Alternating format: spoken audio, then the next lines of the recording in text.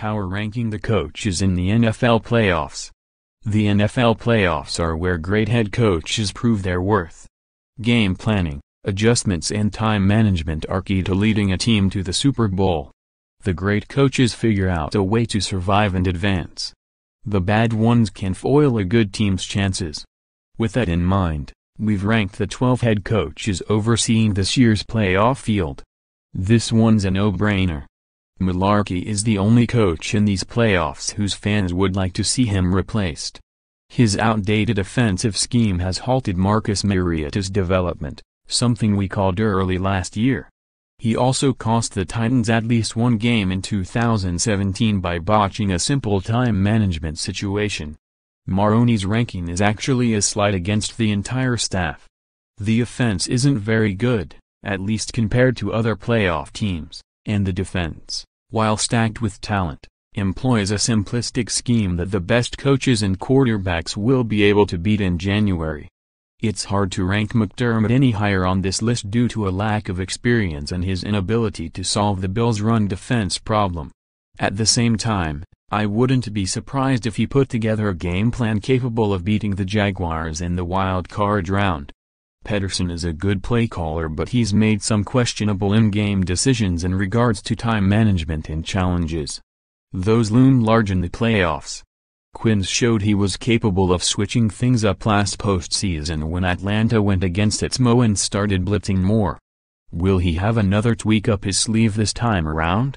He'll need one against the Rams offense. Rivera is a replacement-level playoff coach, so number 5 seems like the perfect spot for him on this list. He probably won't lose his team any games, provided he doesn't get all conservative on us as he is wont to do in big moments. But he's probably not going to win his team games either. Carolina's chances in the playoffs come down to how well Cam Newton plays. If this list were wholly based on game planning and play calling, Reid would be right behind Bill Belichick. But we can't just ignore all of his very embarrassing time management gaffes on the big stage. Brace Hemilgar on USA Today Sports separating these two was difficult. Tomlin is a good coach who excels at motivating players. That comes in handy during the slog that the regular season can be for a team like the Steelers, whose main focus is the postseason. But do players really need extra motivation at this time of year? Zimmer, on the other hand, is more of a schemer, which is exactly what I want when going up against the league's best quarterbacks.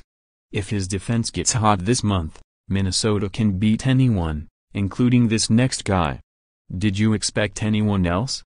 Belichick further cemented himself as this league's greatest coach with another masterful postseason performance during last year's playoffs.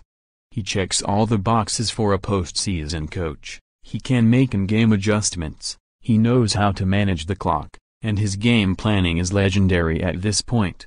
Belichick is the coach you want in any situation, but especially in a win-or-go-home scenario.